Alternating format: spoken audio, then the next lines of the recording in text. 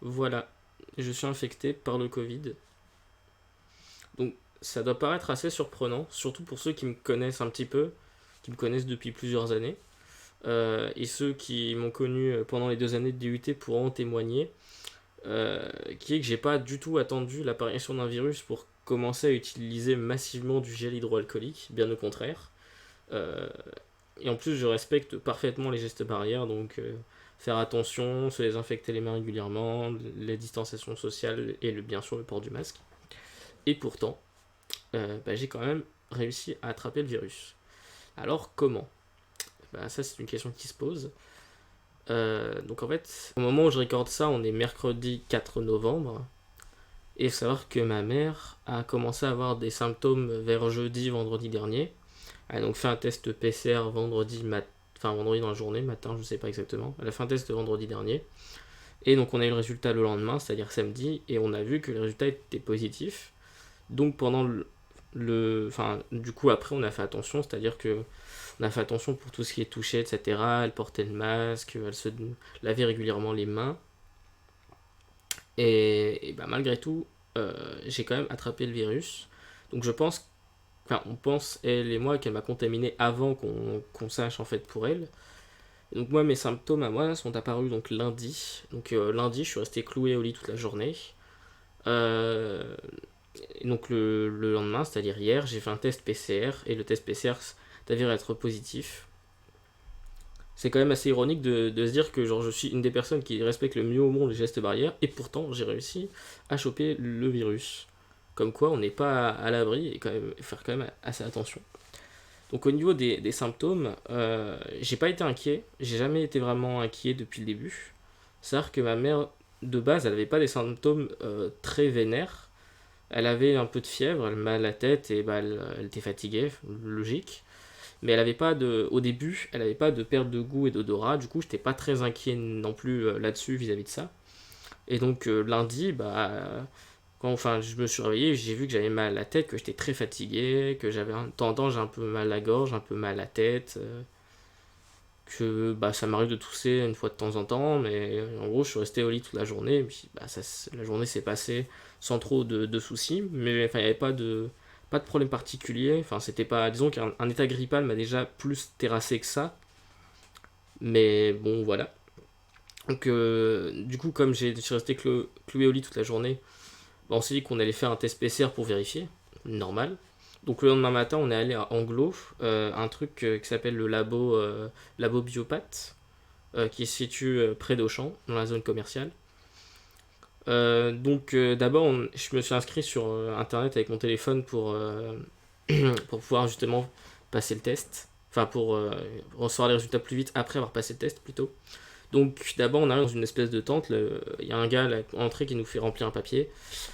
Et ensuite, le papier, il faut le donner Enfin, il y a des personnes qui nous prennent en charge après. Donc, c'est dans des sortes de conteneurs, un peu. Enfin, c'est pas vraiment des conteneurs, mais ça ressemble un peu à un conteneur. Il y a un petit escalier pour rentrer. Enfin, c'est assez bien fait le truc. Et donc je rentre à l'intérieur. Donc j'avais déjà entendu parler des tests PCR en mode ouais c'est pas hyper douloureux mais c'est vraiment hyper désagréable. Alors pour le coup, ce qu'on m'a raconté c'est assez vrai dans la mesure où enfin disons que tout ce que j'ai entendu dire sur le test PCR c'est vrai. C'est-à-dire oui c'est ultra désagréable, oui c'est hyper cringe et je pense que même si tu en as entendu parler plein de fois, tu peux pas te préparer mentalement à cette sensation. En gros, forcément, en fait, moi, on m'a enfoncé un truc dans le nez, enfin, on t'enfonce forcément un truc dans le nez, mais on m'a fait dans une seule narine pendant une dizaine de secondes. Et en fait, c'est assez étrange parce que, en fait, j'ai l'impression qu'on est en train de me transpercer le nez. En gros, je sais pas si vous voyez, mais quand vous mettez votre doigt dans le nez, au bout d'un moment, vous allez être bloqué. Vous pourrez plus l'enfoncer plus profondément. Et ben en fait, ce truc-là, il va jusqu'au bout et en plus, il va plus loin que ce que vous pouvez aller avec votre doigt. Et apparemment, il fait même une courbure à l'intérieur du nez. Alors ça, j'ai pas vraiment senti ça, mais j'ai senti vraiment qu'on était en train de me transpercer le nez, quoi. Et donc, j'ai pas eu spécialement peur. Enfin, disons que je suis de nature très docile pour tout ce qui est examen.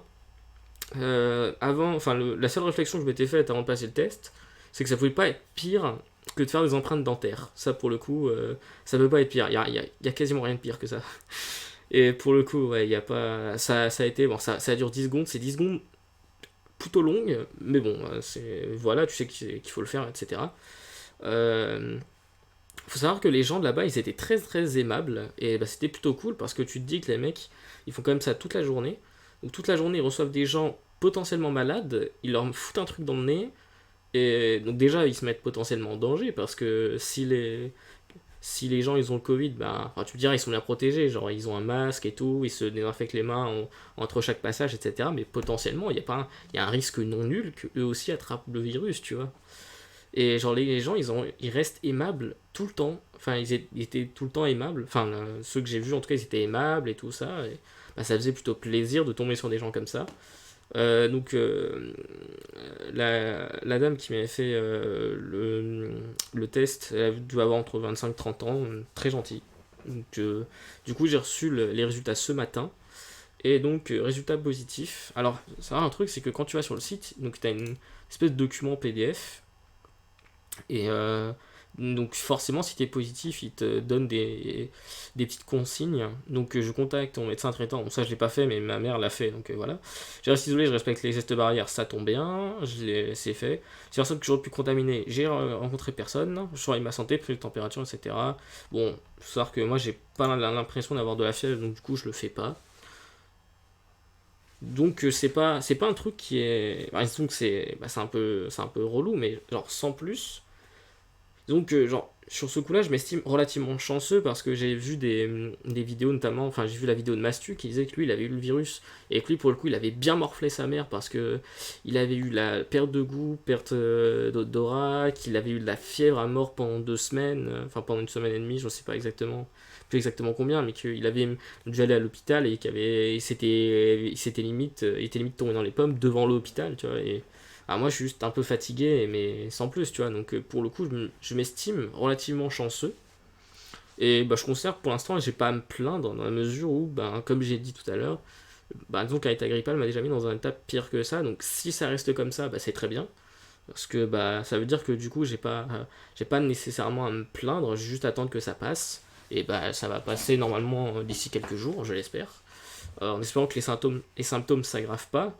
Mais bon, si je reste à me reposer et que je fais pas trop de trucs fatigants, que je commets pas d'imprudence, normalement ça devrait plutôt bien se passer. Je tiens quand même à signaler que même si j'ai pas des symptômes, on va dire assez vénères pour le coup, je tiens quand même à signaler que le virus peut potentiellement être très dangereux, qu'il y a plein de gens en réanimation et même plein de gens qui décèdent du virus, donc il ne faut pas l'oublier. C'est pourquoi il faut toujours au maximum respecter les gestes barrières à l'extérieur, le port du masque, se désinfecter les mains régulièrement et la distanciation sociale d'1 mètre. Et que, bon, même si vous faites ça, faut savoir aussi qu'on n'est pas complètement à l'abri, puisque moi j'ai respecté les gestes barrières, et bah, la seule façon dont je pouvais avoir le virus, et je l'ai eu, c'est-à-dire par un membre de ma famille. Cela dit, il ne faut pas tomber dans la parano, c'est-à-dire que le virus potentiellement peut être dangereux, mais il ne faut pas vivre dans la peur, faut pas se dire ah il y a un virus, on va tous crever. Non, faut pas faire ça, ça sert à rien.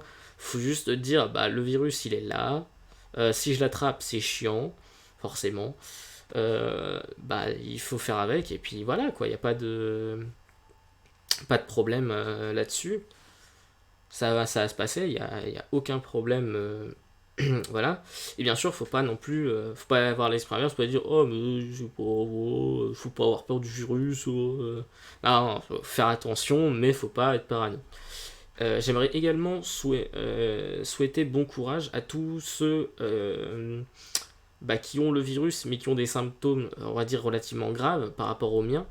C'est-à-dire que moi, bah, je suis juste fatigué, mal à la tête et quelques courbatures, mais c'est tout, tu vois. Genre, comme j'ai dit tout à l'heure, il y en a qui ont des symptômes bien plus graves que ça, et du coup, j'aimerais leur souhaiter bon courage à eux et bon rétablissement si possible. On sait malheureusement que ce ne sera pas possible pour tout le monde.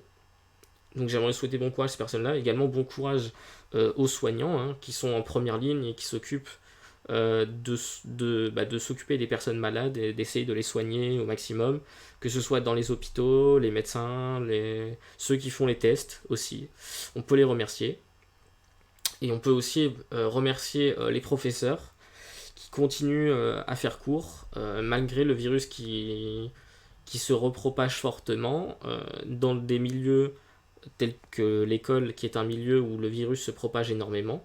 Donc un gros soutien aux professeurs, gros soutien aux soignants, gros soutien aux personnes très malades. Et voilà.